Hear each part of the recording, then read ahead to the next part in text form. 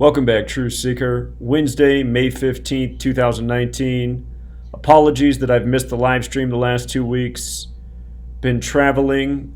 I will be back in the regular routine next Wednesday, the 22nd, and probably won't miss a Wednesday for nearly the next year to come. So, apologies about the last 2 weeks. Just want to send a thank you to Miss Mildred, very generous woman who supports the Patreon page. She sent me some good food in the mail. She's even sent me some nice gifts. And today she sent me this really interesting headline and also said, Zach, I really miss your live streams. You got to get back to the daily live stream. And I'm working on it. I apologize to Miss Mildred and everyone else who missed the daily live stream. Just been trying to do too much at once, and I'll get everything back in the groove here soon enough. But I want to thank Miss Mildred for this headline. We're going to seriously connect some dots right here from this headline from February 9th, 2019. If you've been following my work on why we're looking at Tisha B'Av, the Jewish Day of Tragedy for 2019, this ties in with the things we've been discussing. If you haven't, in September of 2018, around the anniversary of September 11th, there was a story circulating about an unblemished red heifer being born, and the time was near of Revelation and the coming of the third temple and the Jewish Messiah. And I highly encourage you to go back and check out that content. If you're not familiar with Tisha B'Av, it's to remember the destruction of the two Jewish temples, as well as many other Jewish tragedies. Those two temples are Solomon's temple and Herod's temple. This year, 2019, on April 15th, 118 days before August 11th, the date written 11/8, which is Tisha B'Av, which is the day we're really looking at, we had the burning of two holy sites. One was Notre in Paris, and the other was the Al-Aqsa Mosque, the third holiest Muslim site at Temple Mount in Jerusalem. And notice this article was written before April 15th, the day those two structures burned. Again, Tisha B'Av to remember the destruction of two holy sites. Again, this year it's going to fall on 11/8, and the burning of those two holy sites was 118 days before 11/8. But anyhow, this article written, a Christian group is building a movement that could destabilize Jerusalem's most explosive holy site. Cry for Zion, an Israel-based organization started in 2014, is recruiting Christians worldwide as it campaigns for complete Israeli control where the Al-Aqsa Mosque now stands. Again, this is the site that burned the same day as Notre Dame that didn't get as much media coverage. I want you to see why this article was truly written on this day and how it syncs up with what took place April 15th with the fire there. And then we're going to go back through history and talk about the Masonic organization, the Knights Templar, which is very much a Christian Zionist organization. First of all, that terminology, most explosive holy site, 260, that's how many chapters are in the New Testament, which ends with Revelation, which was written about in September of 2018, how Revelation's coming and the third temple's coming. Let me read a little bit more of this, then we'll break it down. Jerusalem. Christian Zionists were instrumental in Donald Trump's lightning rod decision to recognize Jerusalem as the capital of Israel and relocate the American embassy there, a move many imbued with spiritual meaning. Now, a Christian group aims to harness that same evangelical people power to alter radically the status quo at Jerusalem's Temple Mount, the most bitterly contentious holy site in the Middle East. Cry for Zion, an Israel-based organization started in 2014, is recruiting Christians worldwide in its campaign to push Israel to fully control the site, which is administered by a Muslim religious trust in Jerusalem, Islamic Waqf. And we've seen Israel, put up a gate there. So this plan is very much in motion since the time this article was written. First of all, look at the gematria of Cry for Zion. You see the 149, the 121, the 49? Again, the Zionists are trying to bring about revelation. This is what they want to do. destruction, chaos for an agenda.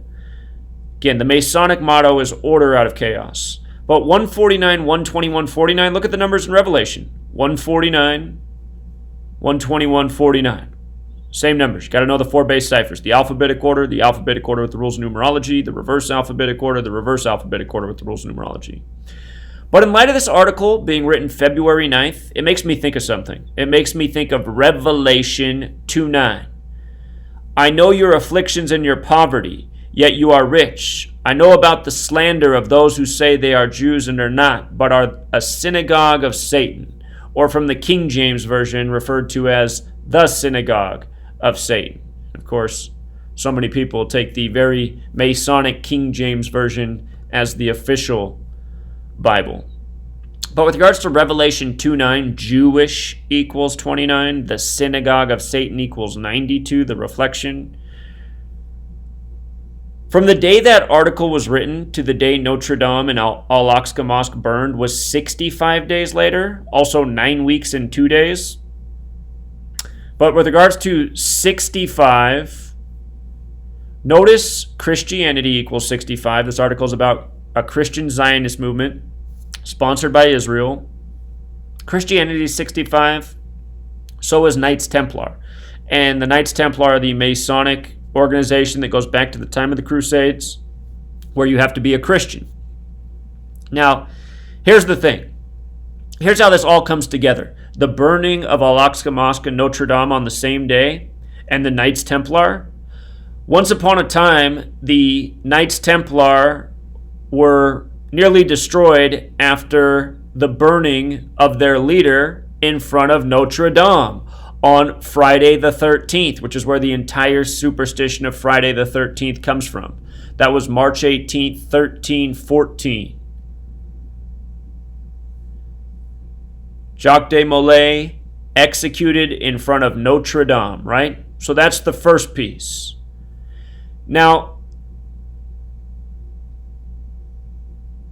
the next piece is the fact that the Knights Templar, at the time of the Crusades, captured Al-Aqsa Mosque from the Muslims and used it as their headquarters, referring to it as Solomon's Temple. This is all part of the revisionist history of how what we call Temple Mount, where Al-Aqsa Mosque now still stands, where it has come to be believed that that's where Solomon's and Herod's temple once existed, the 2 temples that were destroyed that are remembered for Tisha B'Av.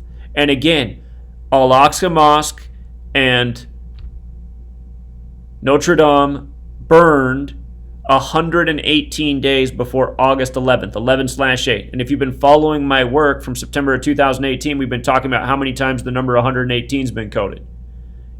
That Christchurch, New Zealand shooting at the 2 mosques, both had the address sequence in it, 8011. That 118 in it. Again, reminding of August 11th. Tisha B'Av, to remember the destruction of the 2 temples. But you see how perfectly all of this comes together? And there can be no mistake about who's responsible for all of this. There's absolutely an organic side to this code, but there's also a very manipulated side. And that's what you see through the media. That's what you see through the Zionist agenda. It's, if you believe it's all organic, it's to say that the 2 Benjamins in the rigged election and for Benjamin Netanyahu after the All About the Benjamins debacle here in the United States with the Muslim representative in Congress, to believe all that's organic is just foolish. This is all being contrived. This is a mockery. It's tributes to history. It's projecting the future to come. It's an extension of the 9/11 agenda. The people who control this world, again, it's all about control, and they control by keeping the people divided. And one of the easiest ways to do that is with religion. That's why you see, right here, the Abrahamic religions all involved in this article. Judaism, Christianity, Islam. And it's not hard to see who's pulling the strings. Remember, the Abrahamic religions are all based out of the Old Testament, which is the Jewish section of the Bible. Or Hebrew section. But definitely look up this article,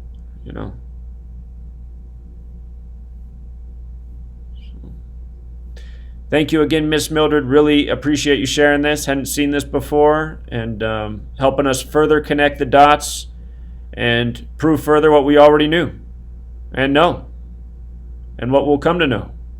It's not hard to see which way the wind blows.